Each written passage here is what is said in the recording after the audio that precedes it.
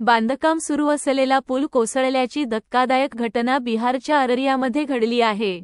कोसळलेला पूल बनवण्यासाठी 12 कोटी रुपयांचा खर्च आल्याची माहिती आहे.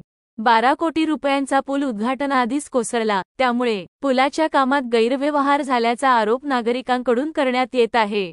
बिहारच्या अररियामधील या पूल दुर्घटनेचा धक्कादायक व्हिडिओही समोर आला आहे.